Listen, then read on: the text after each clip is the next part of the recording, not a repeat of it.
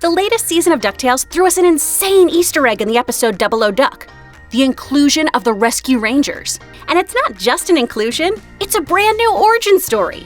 This made me jump right onto Disney Plus and revisit this action-packed show about rodent detectives picking up the crimes that slipped through the cracks. This show had fabulous heroes with their own sets of issues, dastardly villains, crazy episodes, and even crazier real-world ramifications that are downright obsessive. What's up, guys? I'm Chris Carr. Let's jump in the Ranger-mobile and take a nostalgia trip through Chip 'n Dale Rescue Rangers. Before we talk about these two gumshoes, I want to give a big ol' shout out to our sponsors on Patreon, especially our super nerd sponsor of the day, Kevin Brown. Thanks to heroes like Kevin, we get to keep revisiting classic cartoons with y'all, so thank you so much. If you want to pitch in, head on over to our Patreon and see if a donation tier works for you. We'll thank you with shout-outs, patches, and behind-the-scenes looks. If you'd rather grab some stuff to keep cozy while you're chilling at home, then click that link to TeePublic in this video's description. TeePublic has shirts for any and all fandoms. Now, on to Chip 'n Dale! Chip 'n Dale Rescue Rangers follows the adventures of chipmunks Chip and Dale, who start a detective agency, the Rescue Rangers, with their friends. There's no case too big or too small for these teeny private eyes, and they typically work with other animal clients. Originally, Rescue Rangers was going to be a companion series for DuckTales, along with Tailspin and Double O Duck, which would go on to become Darkwing Duck to help round out the Disney afternoon. When creator Tad Stones initially conceived the Rescue Rangers series, the famous chipmunks weren't part of it. Essentially, Stones pitched a product based on the Rescuers. This set his show, tentatively titled Metro Mice, apart from the other DuckTales spin-offs in that it would have humans in the mix, as opposed to just anthropomorphized animals. In this original concept, there was only one lead, an Indiana Jones-inspired mouse by the name of Kit Colby, who worked with a chameleon and a big mouse. When Stones pitched the series to then Disney bigwig Michael Eisner, Eisner really liked everything, except this Kit character.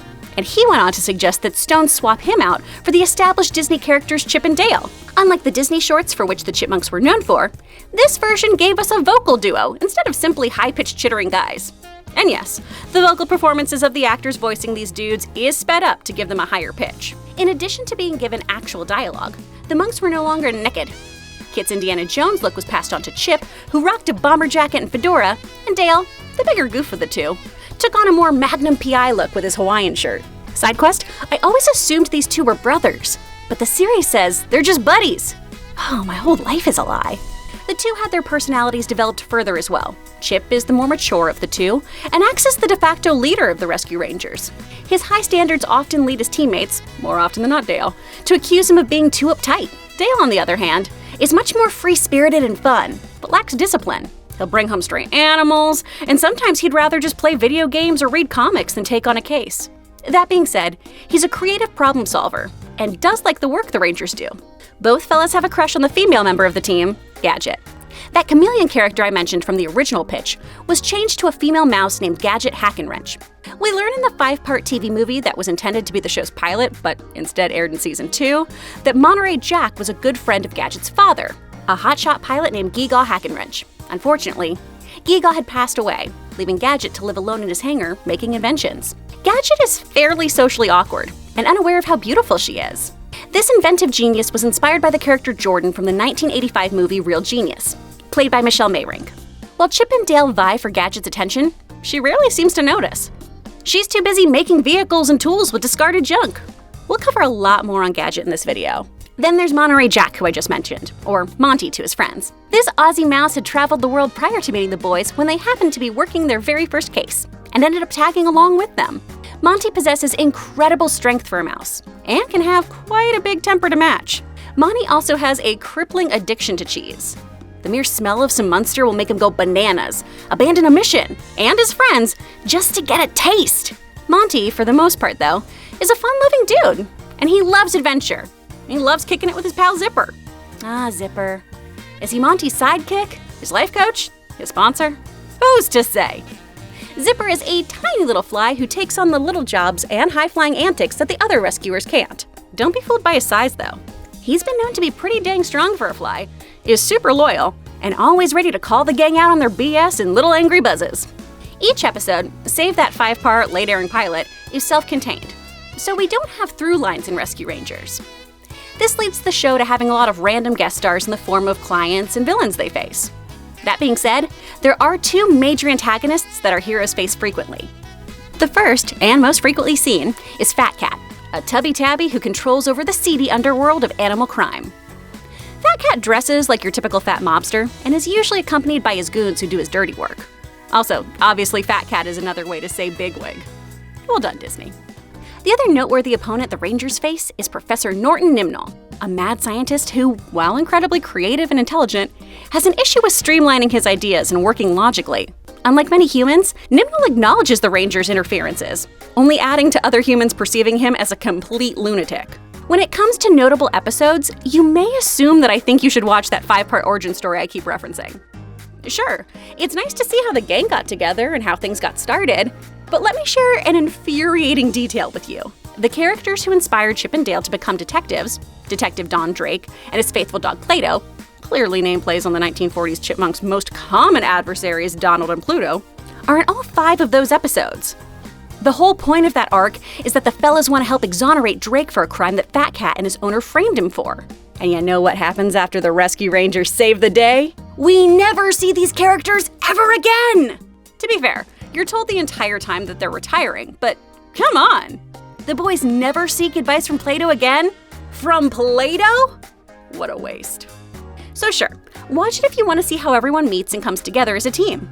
Me, I'd rather entice you with some weirder episodes. First, there's the episode Gadget Goes Hawaiian. In this episode, the Rangers have a case that takes them to Hawaii. With everything taken care of, the gang decides to do some leisure activities, but the ever-indecisive Gadget has such a hard time figuring out what one thing to do, the fellas leave her on her own. Meanwhile, we meet Gadget's doppelganger, Lawini, voiced by Deborah Wally. Wally famously played Gidget in the 1961 comedy Gadget Goes Hawaiian, which is most definitely the inspiration for this episode's title. Lawini has been tricking her tribe into thinking that she controls a nearby volcano. In reality, it's just a fake one that the nearby hotel built, and her hut has access to its gas valve. So, cool, this character is exploiting a native community. Instant villain! After conning the villagers into thinking she can commune with the volcano, they decide they should make her their queen. But only if she can pass the standard queen survival test, which no one has before. Her dumb bra boyfriend, Shakabeka, God I love that name, accidentally inspires her to rig the contest. When Lawini spots Gadget, she knows she can con her into taking her place and use her tools to sweep the contest. The various survival tests include crossing a lobster tank, walking a tightrope over hot coals, and surfing in shark-infested waters. Gadget passes all the tests with flying colors, even saves a kid who ends up in the ocean and almost drowns, and technically becomes queen of a Hawaiian tribe of mice. And she's just like, oh golly, thanks for thinking I did a nice job. Oh, so humble. Next, let's talk PreHysterical Pet, an episode that muses that dinosaurs weren't of this earth. Nope, they flew here in their spaceships millions of years ago. How exactly do we get to that plot point? Dale's always taking strays home, right? He just tried bringing home a puppy. Side quest, what are dogs in this universe? Pets to everyone? Intelligent mentors like Plato? What's their deal? Anyway, Dale runs into and ends up taking home a little alien dinosaur. It turns out this guy, whom he names Steggy, is wildly intelligent and from another planet. His home is incredibly technologically advanced, peaceful, a regular reptilian utopia. Millions of years ago, dinos from his planet went out to explore Earth and never came back. And Steggy wanted to know why. Turns out, food on our planet makes these space dinos real heckin' dumb. The food increased their mass, but not their brain size. Hence dinosaurs ending up with little tiny pea brains. I think the worst thing about this episode is that you watch it and go, oh, yeah, there are people who believe this is true. For sure. What a time to be alive. Then we come to my personal favorite episode, and something I honest to God think about at least once a month. The Case of the Cola Cult. In this episode, the gang stumbles upon the Cuckoo Cola Cult, a group of mice that seem to worship soda and give their earthly possessions to the soda. First, let's talk about a group of people just outright calling themselves a cult. I understand that the word literally means a group of people with religious beliefs or devotion directed at a particular subject, but it also typically is tied into those beliefs being regarded as strange, sinister, and misplaced. Don't join a cult, kids. You're just gonna end up polishing crystals with the bad guy from 10 Things I Hate About You. Second, these dudes believe that the soda is gobbling up their belongings, but then they bathe in it? I don't What? Do y'all think the soda is magic or corrosive? I don't know. Also, soda bath. Ugh. Y'all nasty and sticky as hell. While following a lead on the cult, one of Gadget's recent inventions goes haywire, leading to Zipper getting hurt. Gadget feels like her inventions are always failing, and that if she can't invent helpful tools for the Rangers, what's the point of her even being around? So with that, Gadget leaves. Gadget's out in the rain, alone, when the cult leader, Pop Top, is like, "Hey, you're sad? Join my cult!" And Gadget's like, "Well, beats being wet, I guess." And so the smartest character in the show willingly joins a cult. Well, it turns out something hinky is going on with the cult. Gasp. I know, we're all so shocked. The Cuckoo-Cola isn't gobbling up the riches the mice donate. It's going to some underground vault. You'd think Pop Top was behind this nefarious plot, but it turns out he's a true believer. Nope, this whole time it's been his right-hand mind and gimp mask-wearing enthusiast, Bubbles, who's been taking the cult down this shady path. How could you not be concerned about Bubbles? Look at him. He's dressed like an executioner that wants to go cage dance at a club. It's also revealed that it was Bubbles that sabotaged Gadget's invention. And this pisses our gal off something fierce. She comes back with her inventions and with a vengeance and tears it up, saving everybody. Moral of the story? You just need to know where you belong. And maybe your cult can still hang out? So this is a bonkers episode on its own, right? But then I fact-checked a comment left by Edit Death on our DuckTales video. There is an actual Russian cult devoted to Gadget. You heard me right.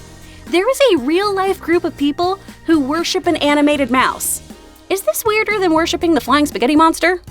Somehow, yes. Yes, it is.